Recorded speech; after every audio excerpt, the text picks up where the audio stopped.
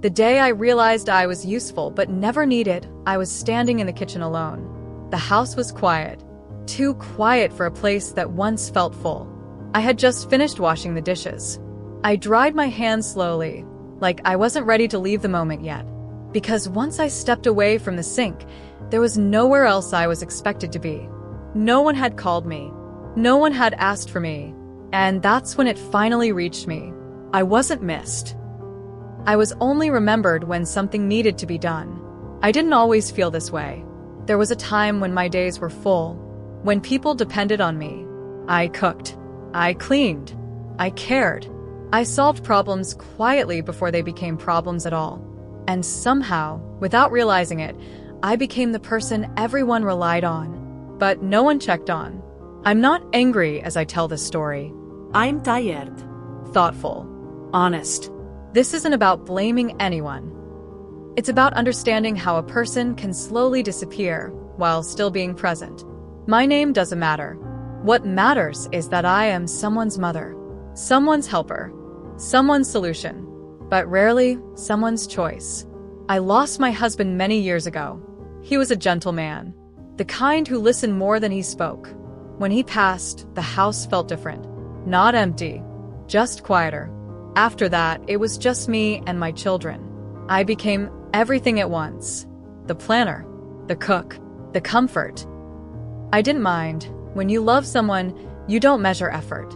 As the years passed, my children grew up. They married. They built lives. And I stayed close. Not because I was asked to, but because I believed that's what mothers do, that I moved where I was needed. Sometimes that meant watching grandchildren. Sometimes that meant cooking meals no one had time to make. Sometimes it meant staying quiet so no one felt uncomfortable. I adjusted myself over and over. Because being needed felt like belonging. People would say, "You're such a big help." They smiled when they said, and I smiled back. I didn't realize then that being helpful was slowly replacing being wanted. I noticed it in small moments. No one asked how my day was, but they asked if dinner was ready. No one asked how I felt, but they asked if I could stay a little longer. No one asked if I was tired, but they asked if I could handle just one more thing. I told myself it was normal. Everyone is busy now. Life moves fast. I didn't want to seem sensitive, so I stayed quiet. Sometimes at night, I would sit alone and think, if I stopped helping, would anyone notice me at all? The thought scared me, because deep down, I already knew the answer. I wasn't part of conversations unless decisions needed support. I wasn't included unless someone needed time. I was always welcome, as long as I was useful. The realization didn't come all at once. It arrived slowly, like a shadow that stretches longer as the light fades. And this is where my story truly begins. The feeling didn't come from one big moment. It grew slowly, quietly, like a crack in the wall you don't notice until it spreads. At first, I told myself everything was fine. After all, I was busy. Busyness can hide many truths. My days followed a pattern. I woke up early, even when I didn't have to. Old habits don't disappear easily. I made tea for everyone, even when no one asked. I cooked breakfast, even when they were in a hurry. They would thank me politely. "Thanks," they'd say, already reaching for their phones. And I would smile. I noticed that people only looked for me when something was missing. A meal, a babysitter. "A favor. Can you help just this once? Can you stay a little longer? Can you handle this for me?" I always said yes, because saying no felt like I was letting everyone down. Sometimes I wondered if anyone noticed when I was tired. My legs ached more these days. My hands felt slower. Still, I didn't complain. I told myself, they need me. But need is a tricky word. There were days when I wasn't spoken to at all. Not because of anger, not because of conflict, just because there was no task waiting for me. Those days felt strange, empty. I would sit quietly, listening to voices from other rooms. Laughter that didn't include me. Plans that didn't involve me. I started to feel like furniture.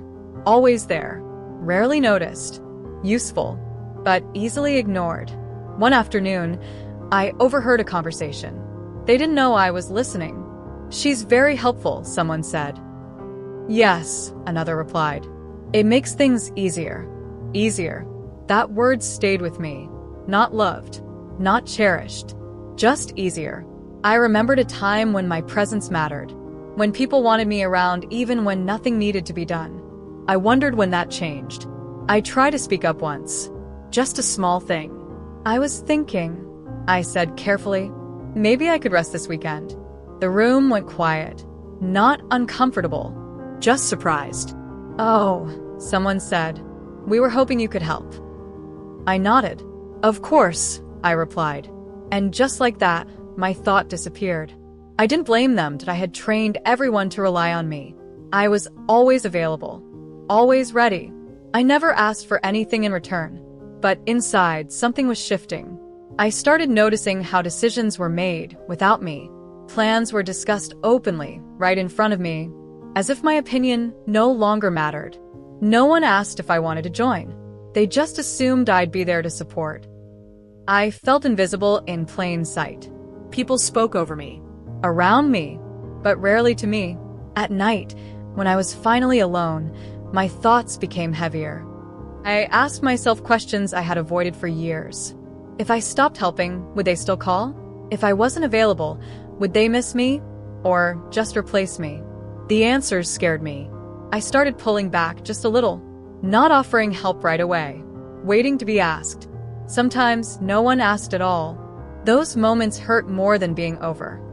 I noticed how quickly people adapted. Meals were ordered instead of cooked. Other arrangements were made. Life went on, and I realized something painful. I wasn't essential. I was convenient. The more I noticed, the heavier my heart became. Not because anyone was cruel, but because no one noticed my absence. One evening, I sat alone at the table after everyone had left the room. The plates were still there, the chairs slightly pulled back. It looked like people had just been there. But I felt completely alone. That was when I understood the truth I had been avoiding. I had made myself useful so others could rest. But no one had learned how to care for me. The conflict wasn't loud. It didn't explode. It lived quietly inside me, growing stronger each day. And deep down, I knew this silence would eventually break. The turning point came on a day that looked ordinary from the outside. The sun rose the same way it always did. The house sounded the same. Nothing warned me that something inside me was about to change. I was standing in the living room, folding a blanket that didn't really need folding. Sometimes we do small tasks just to feel occupied. That was when I heard my name, not spoken with warmth, not spoken with concern, just spoken because a problem needed a solution. "Can you handle this for us?" The words landed softly, but they hit hard. I looked up and nodded like I always did. "Yes," I said, but something inside me hesitated. They were making plans, important plans. I could hear excitement in their voices, laughter, energy. I waited for my part, not to help, just to be included. But it never came. Then someone said it, not with cruelty, not with intention, just honestly. "We don't need you there. We just need you to take care of things here." There it was. Clear. Simple. Final. I smiled. I always smiled. "Okay," I said. But inside, my heart sank. Because in that moment, I understood something I had been avoiding. For years, they didn't want me. They wanted what I provided. I stood there after they left the room. The silence felt heavier than usual. I looked around the house. Everything was familiar. Everything felt distant. I realized I didn't belong to the plans anymore. I belonged to the background. Later that day, I sat alone with a cup of tea. It had gone cold before I took the first sip. I stared at it, thinking about how often that happened now. I made things, prepared things, and then forgot about myself. Memories started surfacing. Moments I had brushed aside. Times when I was only called when something needed fixing. Times when my opinions were politely ignored. Times when my presence was tolerated, not desired. I remembered a conversation from weeks earlier. Someone had said, "It's good you're here. It helps a lot." Helps. Not "we're glad you're here." Not "we missed you." Just helps. That evening, I finally spoke. Not loudly, not emotionally, just honestly. "I feel like I'm only here to make things easier for everyone else," I said. The room went quiet. People exchanged looks. No one denied it. No one argued. Someone finally said, "That's not what we mean." But no one said what they did mean. That silence was my answer. I went to my room and closed the door. I sat on the edge of the bed for a long time. I didn't cry. I felt empty. For the first time, I asked myself a hard question. If I stopped doing everything, who would I be? And would anyone still see me? That night, I barely slept. Thoughts moved slowly through my mind. I wasn't angry. I was tired of being invisible. In the early morning, before anyone else woke up, I made a decision. Not dramatic, not rushed, just clear. I would stop proving my worth through service. I would stop filling every silence with effort. Later that day, when someone asked me for help, I paused. Just for a moment. "I can't today," I said softly. The surprise on their face told me everything. They hadn't prepared for that answer. "Oh," they said. "Okay." And just like that, they walked away. No concern, no questions. They adjusted. That was when the truth settled fully into my heart. I had been carrying everyone else, but no one was holding me.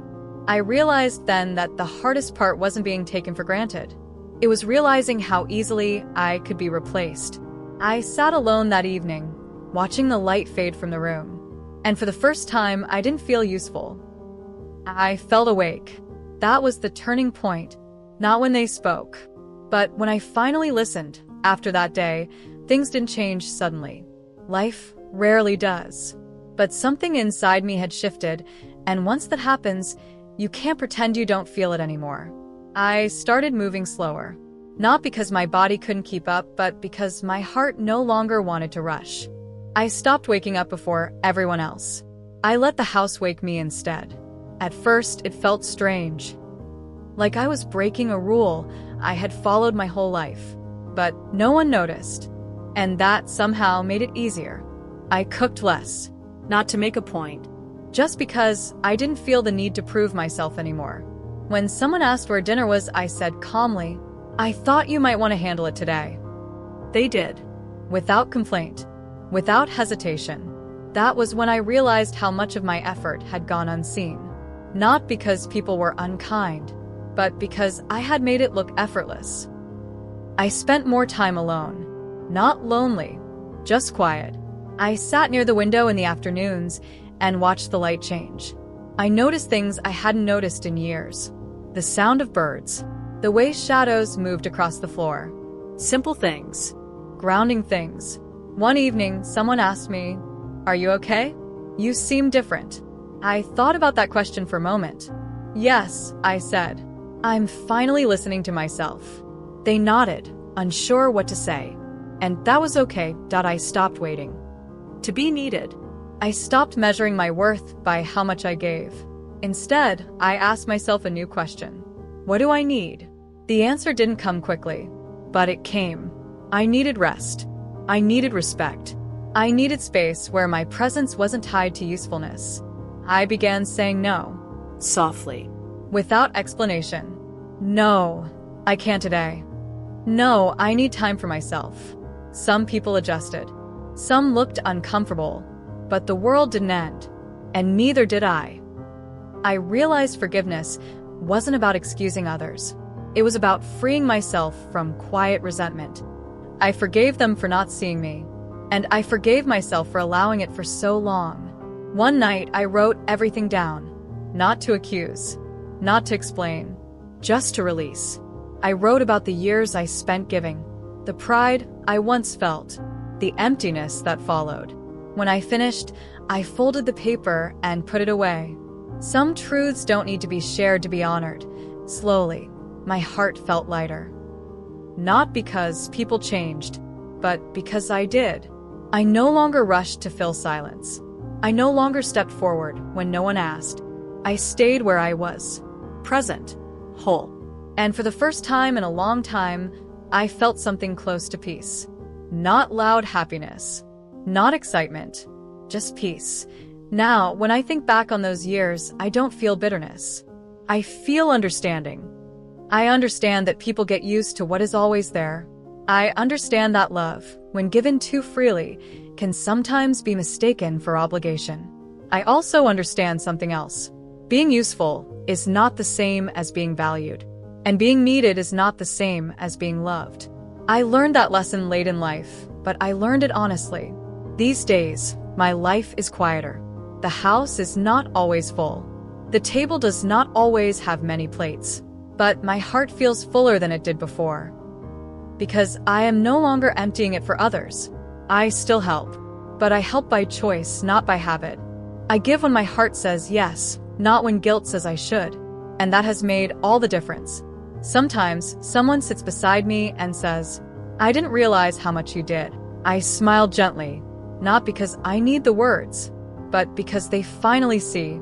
Other times, no one says anything at all. And that's okay too. I have learned how to sit with myself without feeling invisible. I have learned how to be enough without applause. If you are listening to this and feel the same way I once did, if you give and still feel alone, please hear me. You are allowed to rest. You are allowed to step back. You are allowed to be loved without earning it. You do not lose your kindness when you protect your heart. You do not become selfish when you choose yourself. You simply become human. I am still useful, but now I know I am worthy even when I am not. And that understanding has brought me a kind of peace I never knew before. So, if there is one thing I hope you remember from my story, it is this. Your value does not come from how much you do for others. It comes from who you are, even when no one is asking, even when no one is watching. And that, for me, was the quiet beginning of a new life.